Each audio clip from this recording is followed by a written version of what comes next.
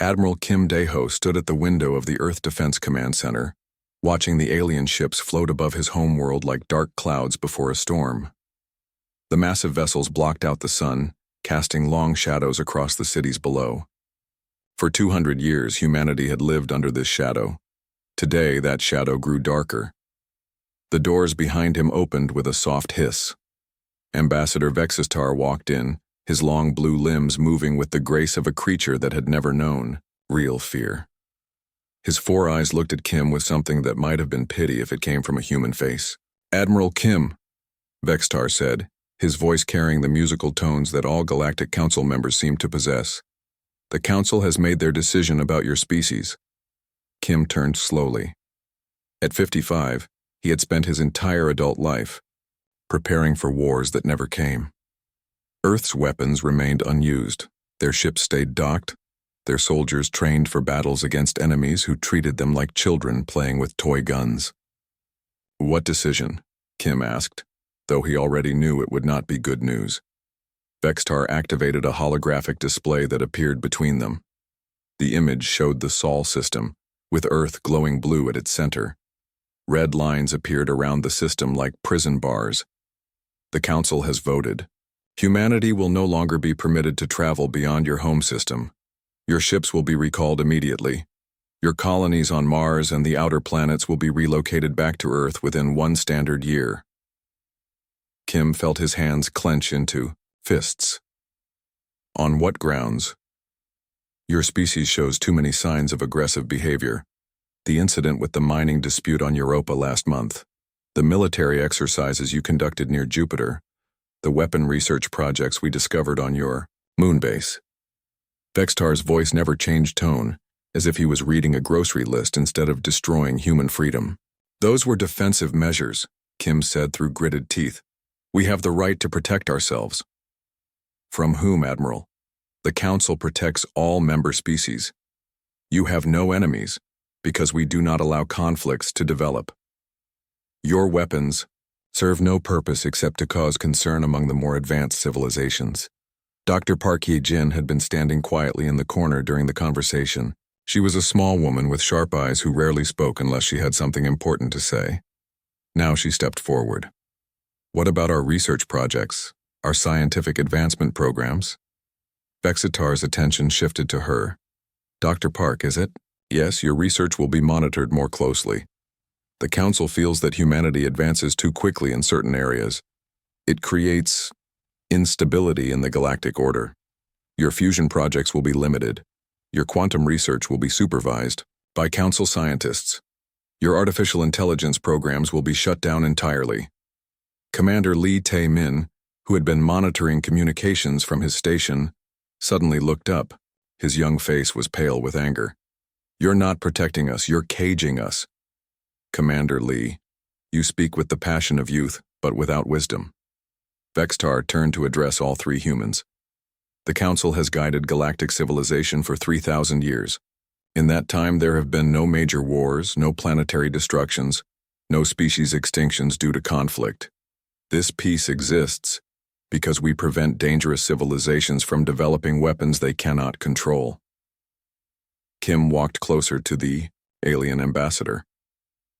Even though Vextar was tall, Kim was taller and he used every inch of his height now. "And who decides which civilizations are dangerous?" "Those with the wisdom and experience to make such choices. The Council species have all moved beyond the need for violence. We have evolved past such primitive impulses." "Primitive." Kim repeated the word slowly. "You call us primitive, yet you need massive warships floating above our planet to enforce your will. If you were truly evolved, wouldn't we want to follow your example willingly?" For the first time, something like annoyance flickered across Vextar's features. "Admiral, you prove my point. Your first instinct is to question authority rather than accept guidance. This is exactly the kind of thinking that leads to chaos." Dr. Park stepped forward again. "What happens if we refuse these new restrictions?" The silence that followed her question was heavy. Vextar looked at each human, in turn before answering. "The Council hopes that will not be necessary. However, if humanity cannot accept its place in the galactic order, there are protocols for dealing with Persistent problems. You would destroy us, Commander Lee said. It was not a question. The Council would relocate your species to a more suitable environment, perhaps a system where your aggressive tendencies could not affect other civilizations. There are many empty worlds where humans could live peacefully without access to dangerous technology. Kim understood the threat. Exile to some distant prison world, cut off from everything they had built. He looked at his colleagues and saw the same understanding in their eyes. How long do we have to comply? Kim asked. 1 standard year for the colony relocations. Immediate compliance for the travel restrictions and research limitations. Council observers will be stationed on Earth to ensure cooperation. After Vexitar left, the 3 humans stood in silence for several minutes. Finally, Dr. Park spoke. He's right about one thing. We are aggressive, but not in the way he thinks. Kim turned to her. Explain. Humans don't just fight when we're attacked. We fight when we're cornered, and we fight smart. She walked to the holographic display and began manipulating the controls. They're making the same mistake every bully makes. They think showing strength will make us submit. The display changed to show Earth's industrial capacity, population centers, and resource production. Commander Lee joined them at the display. What are you thinking, Doctor? I'm thinking about how much the Council doesn't know about us. They see our weapons and think they understand our capabilities, but they've never seen what happens when humans have to build something in secret. Kim studied the data flowing across the display. Earth's manufacturing capacity was impressive but limited by Council oversight. Their space-based industries were monitored constantly. Every ship launch was tracked and recorded. They watch everything we do in this system, he said slowly. Everything. They know about, Dr. Park corrected. But space is big, Admiral, really big, and there are a lot of dead systems out there that nobody cares about. Commander Lee's eyes lit up with understanding. Systems with no habitable planets, no valuable resources, nothing worth monitoring. Nothing worth monitoring, Dr. Park agreed, but plenty of raw materials for someone who knows how to use them. Kim walked back to the window and looked up at the alien ships. They hung in the sky like monuments to human weakness, but as he watched, he began to see them differently. They were not monuments, they were reminders. Reminders of what happened when you let others decide your fate. Doctor, how long would it take to develop new manufacturing technologies if we didn't have to worry about Council oversight? 50 years, maybe less if we had unlimited resources and the right motivation. And if we had that time, what could we build? Dr. Park smiled for the first time that day. It was not a pleasant smile. Admiral, give me 50 years and unlimited resources and I'll build you ships that will make those Council vessels look like toys. Kim nodded slowly. The plan was already forming in his mind. It would take time. It would require sacrifice. Most of all, it would require absolute secrecy. But humans had always been good at working in the shadows. Gentlemen, Doctor, he said quietly. I think it's time we showed the galaxy what happens when you try to cage a predator species. They want us to stay in our system? Fine. We'll use that time wisely. He turned away from the window and the alien ships above. There was work to do, and they had only just begun. The Silent Dawn Protocol would begin tonight.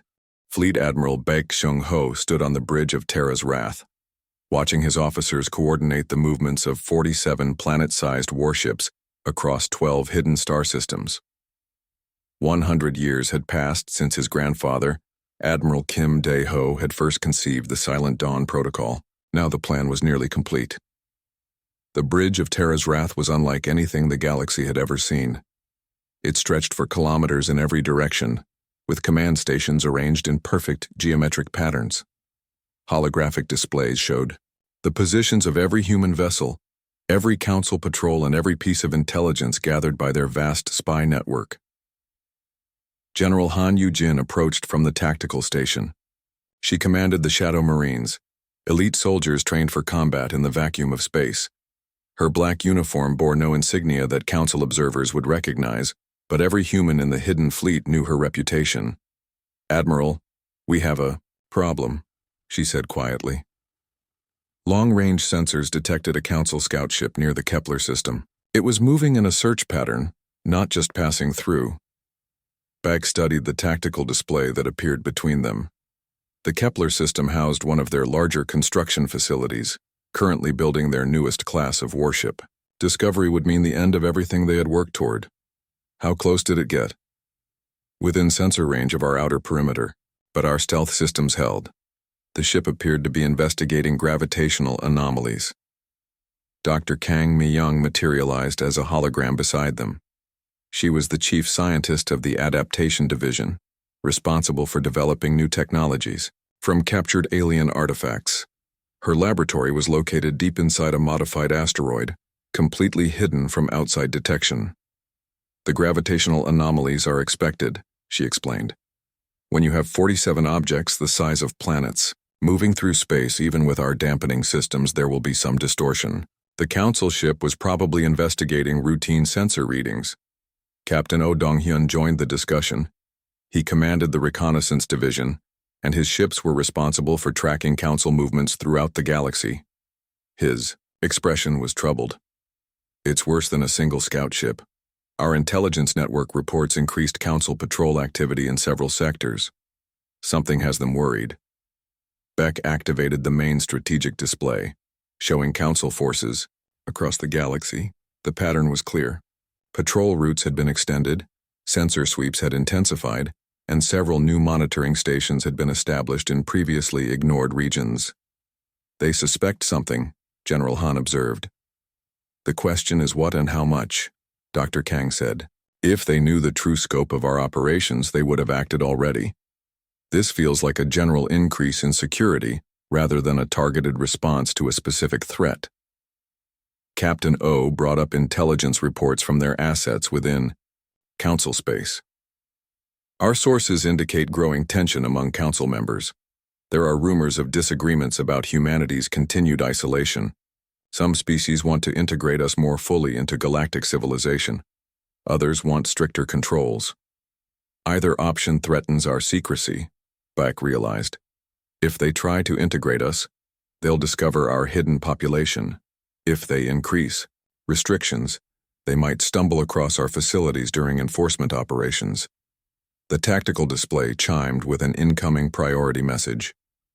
Commander Park Jin-ho appeared as a hologram, transmitting from his position near the Galactic Rim where he monitored the unknown ships that Dr. Shin had detected years earlier. Admiral, you need to see this immediately. The unknown contacts have increased their activity significantly. We now count over 200 vessels, and they're moving toward the inner galaxy.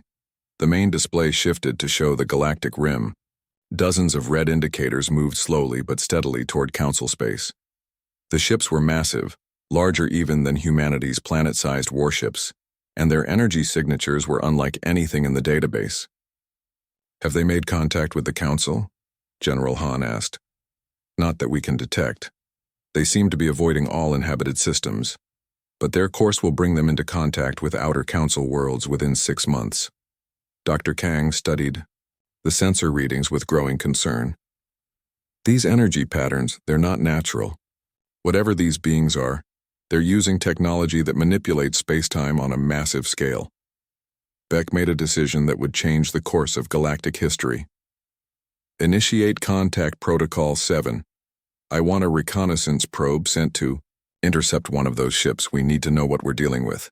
Sir, if we're detected, it could expose our capabilities, Captain O warned. If these unknowns are hostile, our capabilities won't matter if we're caught unprepared. Better to take the risk now, while we still have time to adapt our plans. General Han activated her personal communication device. I'll prepare a stealth team for potential boarding operations. If we can capture one of their smaller vessels, Dr. Kang can analyze their technology.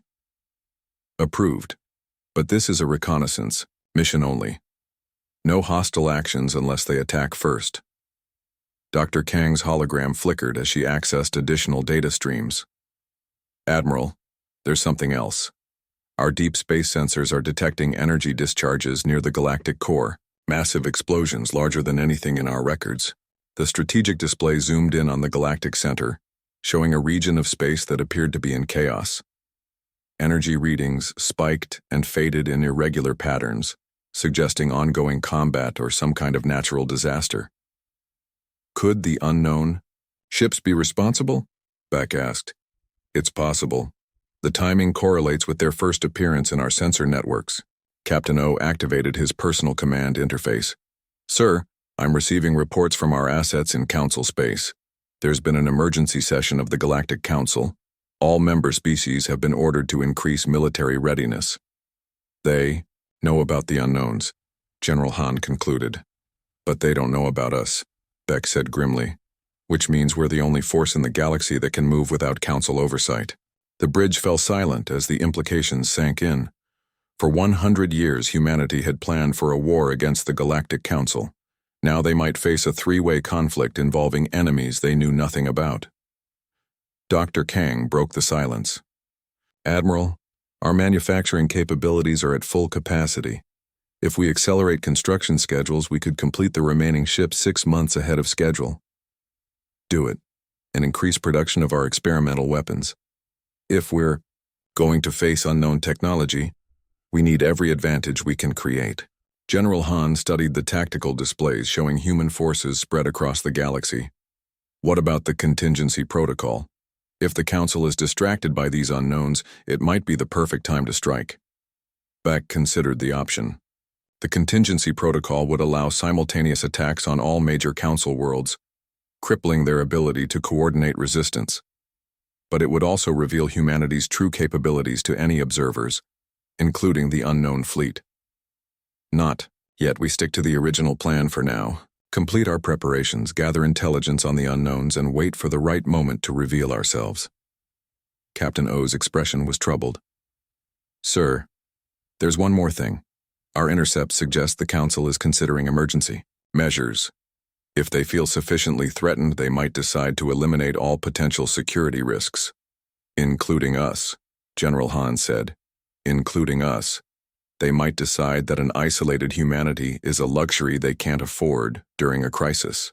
Bayek walked to the main viewing port, looking out at the construction activity surrounding Terra's Wrath. Millions of humans worked tirelessly to complete their preparations, unaware that their timeline might be accelerating beyond their control. Then, we accelerate our own timeline. Signal all hidden facilities. Maximum production, minimum security delays. If the Council is planning to move against us, they'll find that we're not the helpless species they remember. He turned back to his command staff. Gentlemen, lady, it appears that our quiet period is coming to an end. 100 years of preparation is about to be tested. The massive fleet continued its hidden movements through the darkness between stars, ready to emerge when the galaxy least expected it. Fleet Admiral Quan Hyun-soo stood on the bridge of Terra's Vengeance as the greatest battle in galactic history began around him. 3 fleets faced each other in the spiral arms of the galaxy.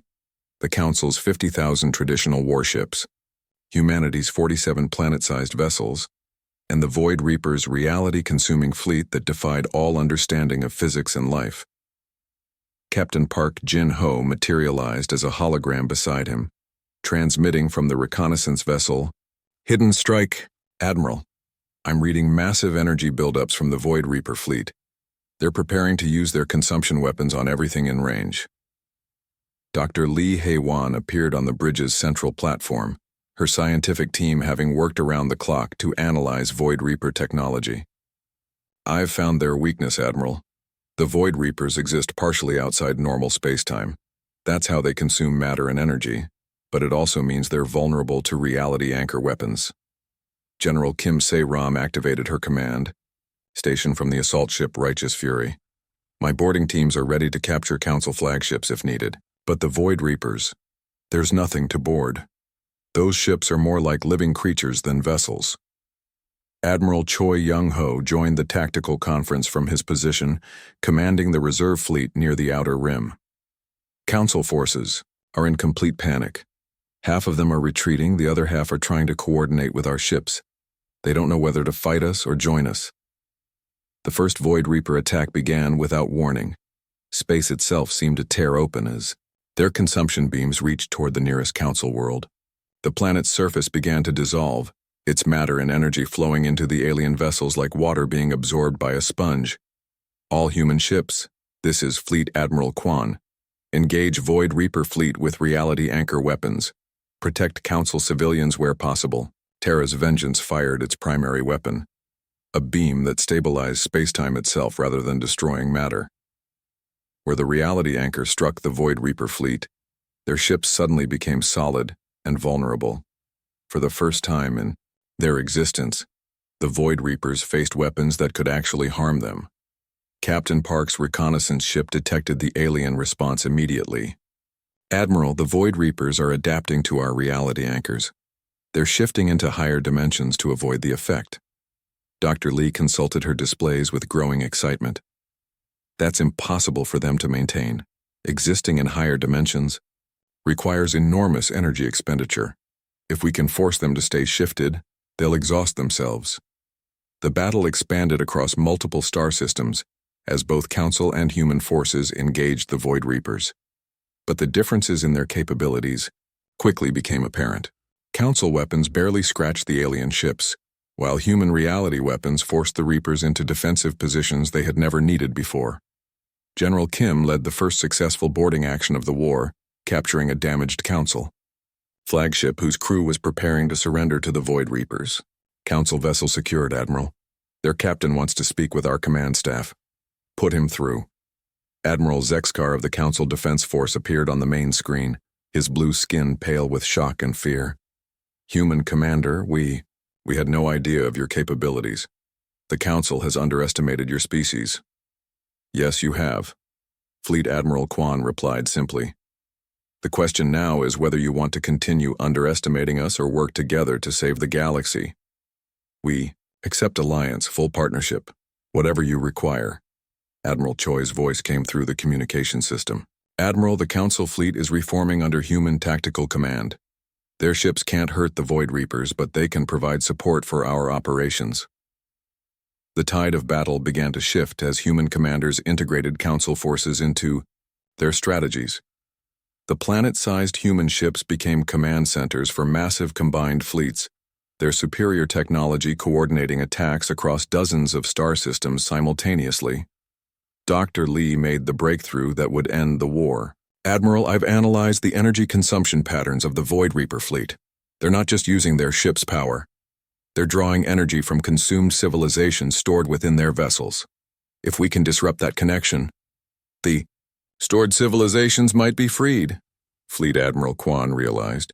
"Can we do it?"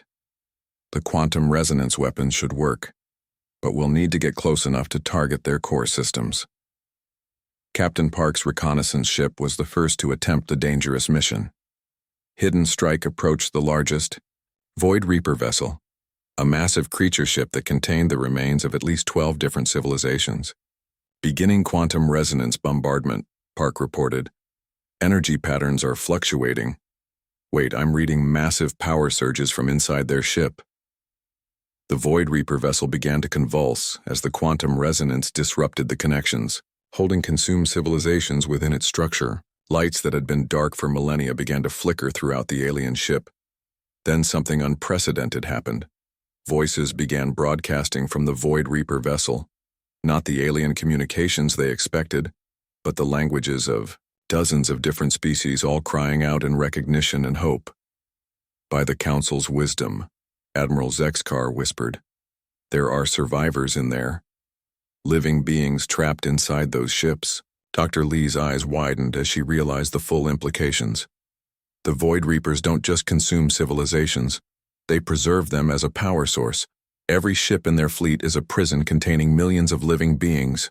The battle transformed from a fight for survival into a massive rescue operation. Human ships use their reality anchor weapons to force Void Reaper vessels into normal space, while quantum resonance weapons disrupted the containment systems holding captive civilizations. One by one, the Void Reaper ships began to break apart as their power sources were freed. Beings from species that had been considered extinct for thousands of years emerged from the wreckage, preserved in stasis by the same technology that had enslaved them. The final confrontation came when the Void Reaper command ship attempted to escape through a dimensional rift. Fleet Admiral Quan made a decision that would be remembered for millennia. All ships full power to dimensional stabilizers. Close that rift. We end this here. The combined power of humanity's planet-sized fleet reached out across space-time itself, grabbing hold of the escaping Void Reaper vessel and dragging it back into normal space. The alien ship, deprived of its dimensional escape route and its energy sources, finally became vulnerable to conventional weapons. The Council fleet, led by Admiral Zexkar, fired the shot that destroyed the last Void Reaper command ship. It was a symbolic gesture, but an important one. The galaxy's former rulers struck the final blow against the threat that had nearly consumed them all. In the aftermath, as rescue ships worked to evacuate survivors from the wreckage of Void Reaper vessels, the new order of the galaxy became clear. Ambassador Song stood before the emergency session of the Galactic Council, but now she spoke as an equal rather than a supplicant. The Terran Protectorate offers partnership to all species willing to join us as equals. The age of Council dominance is over. The age of cooperative defense begins today. Former Ambassador Vexitar, his authority shattered by the revelation of humanity's true power, spoke for many when he said, "We thought your silence meant weakness. We never imagined it meant preparation." Fleet Admiral Quan addressed the assembled representatives from his flagship Terra's Vengeance, which now served as the mobile capital of the new galactic order. "You gave us 150 years to prepare for war. You should have remembered that humans don't build defensively. We build to win." The rescued civilizations, some of whom had been enslaved for thousands of years, brought knowledge and perspective that would reshape galactic technology. The human reality anchor weapons, combined with alien dimensional science, would create defenses that could protect the galaxy from any future threats. As the new Terran Protectorate established itself across the galaxy, one fact became clear. To every species that had survived the Void Reaper War, humanity had not been sleeping during their long isolation. They had been preparing for the day when the galaxy would need them most. The predators had finally revealed themselves, and the galaxy would never again make the mistake of assuming that silence meant submission. Standing on his bridge, looking out at a galaxy where humans were no longer prisoners but protectors, Fleet Admiral Quan smiled grimly. The long sleep was over. Humanity's watch had begun. Supreme Admiral Nam Jin-woo received the emergency transmission while reviewing fleet positions in his command center deep within the asteroid belt. The message was brief, but devastating. 3 Council worlds had been completely destroyed in the span of 6 hours. The unknown fleet from the galactic rim had finally revealed its intentions. Ambassador Song Yoon-ji appeared as a hologram in the center of the command room, her diplomatic uniform replaced by the black and silver of the Human Intelligence Service. For 150 years she had played the role of humanity's grateful representative to the Council, smiling while they treated her species like children. Today, that performance would end. "The Council has issued an emergency decree," she announced. "All member species must contribute their entire military forces to a unified defense fleet. They're demanding that Earth provide 10 million personnel as ground support troops." General Yu Kyung-min, architect of the Revelation Doctrine, studied the tactical displays surrounding them. The unknown fleet, which intelligence had designated as the Void Reapers, was moving through Council space like a plague. Every world they touched was left as an empty husk, stripped of all life and energy. "Ground support troops," she repeated with disgust. "They want us to die first so their precious fleets can retreat safely." Captain Lim Jae-sung materialized next to Ambassador Song, his reconnaissance ship having just returned from the front. Lines. "I've seen what these Void Reapers can do. They don't just destroy worlds, they consume them. Every living thing, every trace of civilization, everything just disappears."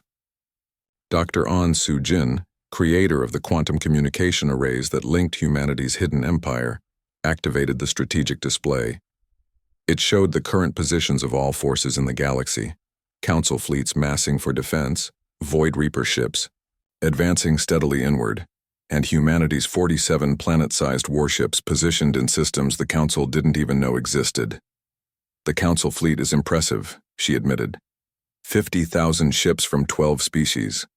But they're designed for police actions and minor conflicts. The Void Reapers are using technology that can tear holes in reality itself. Supreme Admiral Nam studied the deployment patterns with growing understanding. They're planning to use human ground forces to slow the Reapers while they position their fleets for maximum effectiveness. We're not soldiers to them. We're ammunition. Ambassador Song's expression hardened. Ambassador Vextar delivered the message personally. He actually had the audacity to thank me for humanity's sacrifice. He said our species would be remembered for our contribution to galactic peace. Remembered by whom? General Yu asked. If the Void Reapers win, there won't be anyone left to remember anything. Captain Lim activated his personal command interface. Supreme Admiral, I need to show you something. During my reconnaissance mission, I managed to get close enough to scan a Void Reaper vessel. The results are disturbing. The tactical display shifted to show the internal structure of one of the alien ships. Instead of the clean technological design expected from an advanced civilization, the readings showed organic components fused, with machinery and patterns that hurt to look at. They're not just using ships, Dr. An realized. Those vessels are alive. Or they were once. We believe the Void Reapers consume entire civilizations and incorporate them into their fleet, Captain, Lim explained. Every ship we've scanned shows traces of multiple species. They're flying graveyards. Supreme Admiral Nam made the decision that would change galactic history forever. Signal all fleet commanders. Initiate the Great Revelation Protocol. It's time for the galaxy to learn what humanity has been building. General Yu activated her command station. All units, this is command. Execute Revelation Alpha. Repeat, execute Revelation Alpha. Across 12 hidden star systems, humanity's true fleet began to move. 47 planet-sized warships that had remained hidden for 150 years slowly emerged from their concealment. Stealth systems deactivated, revealing vessels so massive they registered as gravitational anomalies on every sensor. In the galaxy, Ambassador Song opened a communication channel to the council chambers. Ambassador Vextar, this is Ambassador Song. I have a response to your request for human ground forces. The main display activated, showing Vextar's startled face as council sensors began detecting the approaching human fleet. Ambassador Song, what are these readings? We're detecting massive objects moving toward council space. Those are our ground forces, Ambassador. I apologize for any confusion in the translation. On screens throughout the galaxy, council observers watched in shock as humanity's hidden empire revealed itself. Ships the size of moons, moving in perfect formation, their energy signatures dwarfing anything in the council archives. Each vessel housed 50 million humans and enough firepower to shatter worlds. Supreme Admiral Nam activated the fleet-wide communication system. His words would be heard simultaneously across every human vessel and recorded for history. Warriors of humanity, for 150 years we have prepared for this moment. The galaxy dismissed us as weak, primitive, and harmless. They forced us to live in shadows while they decided our fate. Today, those shadows fall away. The lead elements of the human fleet entered the outer edge of council space, their massive forms clearly visible to every ship and station in the region. Panic spread through council ranks as they realized the scale of humanity's deception. General Yu studied the tactical situation with satisfaction. Council forces are in complete disarray. Half their ships are trying to intercept us. The other half are still moving toward the Void Reapers. They don't know whether we're reinforcements or a second enemy. Dr. An monitored communication channels across the galaxy. I'm reading massive spikes in subspace traffic. Every council species is trying to understand what they're seeing. Some are calling for immediate attack on our fleet. Let them try, Captain Lim said grimly. They're about to learn why we've been so quiet for so long. The first contact between human and council forces came at the edge of the Centauri sector. A council battle group of 300 ships moved to intercept the human vessel New Earth, commanded by Admiral Quan Hyun-soo. Instead of slowing or changing course, the planet-sized ship continued its steady advance.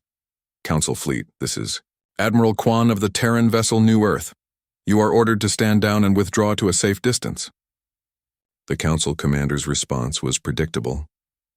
Human vessel, you are in violation of galactic law. Reduce speed and prepare to be boarded. Admiral Kwan's reply was broadcast across the galaxy. Negative, Council Fleet. We are no longer subject to your authority. Final warning. Withdraw immediately. When the Council ships opened fire, their weapons struck New Earth shields without effect. The planet-sized vessel's defensive systems absorbed the entire barrage as if it were rainfall. Then New Earth fired a single shot from its primary weapon. The plasma beam, wider than most space stations, vaporized the entire Council battle group in seconds. 300 ships and their crews simply ceased to exist. Supreme Admiral Nam watched the tactical display with grim satisfaction. Message sent. How are the Council forces responding? General Yu consulted her displays. Mass retreat from our advance elements, but they're still moving toward the Void Reapers. Apparently they consider the Reapers a greater threat than us. They're right, Dr. An observed. The Void Reapers have destroyed 6 worlds in the past 12 hours. The Council has never faced anything like them. Ambassador Song appeared again, her expression troubled. I'm receiving communications from Council leaders. They want to negotiate. Some are offering alliance against the Void Reapers. Supreme, Admiral Nam considered the offer. An alliance would mean revealing humanity's true capabilities to their former oppressors, but it would also mean a chance to test their weapons against an enemy that could destroy entire civilizations. Tell them, we'll consider their proposal. But make it clear that any alliance will be between equals. The age of Council dominance is over. As if summoned by his words, alarms began sounding throughout the command center. The tactical display showed new contacts appearing near the galactic core. Hundreds of Void Reaper ships were moving toward the inner systems faster than any natural propulsion could explain. They're not just using faster-than-light travel, Captain Lim realized. They're folding space itself. The first 3-way battle in galactic history was about to begin. Director Choi Min-ho floated in the observation deck of Mining Station Echo 7, watching the massive construction drones carve into the dead planet below. To anyone monitoring from space, it looked like a typical mining operation. Heavy equipment, ore extractors and processing facilities covered the planet's surface in a pattern that suggested efficiency and profit. The reality was far different. 50 years had passed since the Council had caged humanity within their home system. 50 years of careful planning, secret research, and quiet preparation. The galaxy had forgotten about the humans, dismissing them as a contained problem that no longer required attention. This mistake would cost them everything. Status report, Choi said into his communicator. Engineer Yoon Sora's voice crackled through the speakers. She was down in the construction core, 300 kilometers beneath the planet's surface. Shell completion is at 92%. Internal systems are coming online ahead of schedule. We should be ready for the first test in 6 months. Choi smiled. Yoon was the daughter of one of the original Silent Dawn conspirators. Like many of the younger generation, she had grown up knowing humanity's true purpose. She had never known a time when humans accepted Council authority as legitimate. Any problems with the power systems? None. The zero-point extraction is working perfectly. We're pulling enough energy from the black hole to power a small solar system. More than enough for what we're building. Captain Zhang Wujin joined Choi at the observation window. Zhang commanded the first prototype vessel, though it would not be completed for another 2 years. He was younger than Choi, born after the restrictions began, and he carried the quiet anger of his entire generation. The Council patrol passed through the system yesterday, Zhang reported. Long-range sensors only. They didn't come close enough to detect anything unusual. Good. Dr. Shin's modifications to our mining equipment are working. They see exactly what we want them to see. Far below, the drones continued their work. But they were not mining ore. They were hollowing out the planet's core, creating a vast, empty space that would soon house humanity's first true warship. The ship would be disguised as a small moon, unremarkable, and ignored. But inside it would contain enough firepower to destroy entire fleets. Dr. Shin Bo-young materialized as a hologram next to them. She was working from her laboratory on another dead world, 3 systems away. The quantum communication network allowed instant contact across vast distances without leaving any trace the Council could detect. The alien technology integration is complete, she announced.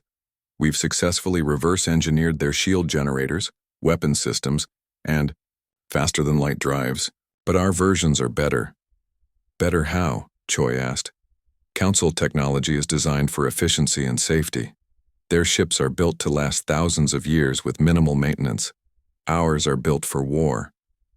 Dr. Shin's image flickered as she adjusted the transmission. Their weapons are designed to disable enemy vessels for capture. Ours are designed to destroy. Yoon's voice came through the communicators again. Director, you need to see this. We just finished installing the primary weapon system. The 3 men descended through the planet's crust in a high-speed elevator. The journey took 20 minutes, even at maximum speed. When the doors opened, they stepped into a cavern so large it had its own weather systems. Artificial gravity generators created a comfortable environment, and the air recycling systems made it possible to breathe normally. But it was the weapon that took their attention. The plasma cannon stretched across the entire width of the cavern, nearly 50 kilometers from end to end. It was designed to fire through the planet's modified North Pole, disguised as a mining laser for asteroid processing. In reality, it could crack a moon in half with a single shot. Beautiful work, Captain, Jang whispered. Yoon walked over to them, her face glowing with pride. This is just the primary weapon. We have secondary systems throughout the ship. Missile batteries, railguns, particle beams, and some experimental devices that Dr. Shin designed based on captured Council technology. What kind of experimental devices? Choi asked. Dr. Shin's hologram appeared again. Gravity weapons, reality distortion fields, devices that can collapse space-time in limited areas. The Council has this technology, but they've never weaponized it. They lack our human creativity when it comes to finding new ways to kill things. Captain Zhang walked to the central command platform. Banks of controls and display screens showed the ship's status. Even though construction was not complete, many systems were already operational. How many people will this vessel carry? He asked. 50 million, Yoon replied. Complete with living quarters, manufacturing facilities, farms, schools, and recreational areas. It's not just a warship, it's a mobile civilization. Choi studied the displays showing construction progress throughout the system. This was just one of 12 ships currently being built. Each one was hidden in a different dead system, far from any Council patrol routes. The silence network kept them all connected and coordinated. The Council thinks we're trapped in our home system, he said. They don't know about the hidden jump points we've discovered. They don't know about our manufacturing facilities scattered across empty space. They see our mining consortium as a desperate attempt to extract resources from worthless rocks. While we're actually building the largest fleet in galactic history, Captain Zhang added. Dr. Shin's hologram nodded. Each ship will be equipped with technology that surpasses anything in the Council arsenal. We've had 50 years to study their weaknesses while they've ignored our strengths. Yoon called up a tactical display showing their current capabilities. 12 planet-sized warships in various stages of construction, 47 smaller vessels for reconnaissance and support, manufacturing facilities in 31 systems, a population of over 2 billion humans working on the project. 2 billion? Choi was surprised. I thought we were at 1.5 billion. Births have increased significantly over the past decade. Young couples want to contribute to the cause. They're having children and raising them to understand their purpose. Every child born in the hidden systems grows up knowing they're part of something bigger than themselves. Captain Zhang activated another display showing personnel assignments. We have complete military academies, engineering schools, and research facilities. Children who show aptitude are trained from an early age. By the time they're adults, they're experts in their chosen fields. The Council has no idea how large our hidden population has grown, Dr. Shin observed. They still think humanity is limited to Earth and a few permitted research stations. Choi walked to the massive viewing port that looked out into the ship's central bay. Construction mechs the size of buildings worked tirelessly, assembling components that would form the vessel's internal systems. Everything was automated and precise. What about the other projects? The ones beyond ship construction? Yoon consulted her data tablet. The contingency protocol is 70% complete. When the time comes, we'll be able to launch simultaneous operations across the galaxy. Every major council world will face attack at the same moment. And the intelligence network? Captain Jang answered this question. We have assets in place throughout council space. Many of them don't even know they're working for us. Information flows through the silence network to our central command. We know more about council military capabilities than they know about their own forces. Dr. Shin's expression grew serious.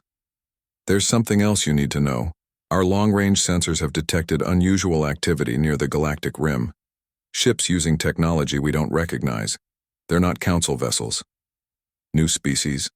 Possibly. Or something else entirely. The energy signatures don't match anything in our database. Choi considered this information.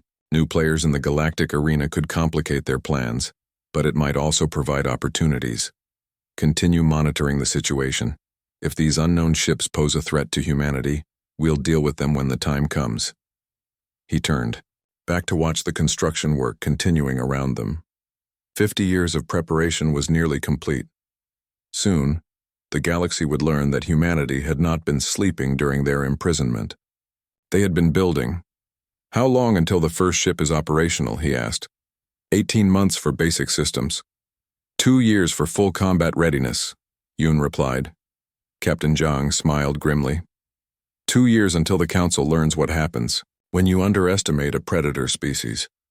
The massive construction continued around them, hidden in the darkness between stars. Soon, the galaxy's long sleep would end with humanity's awakening.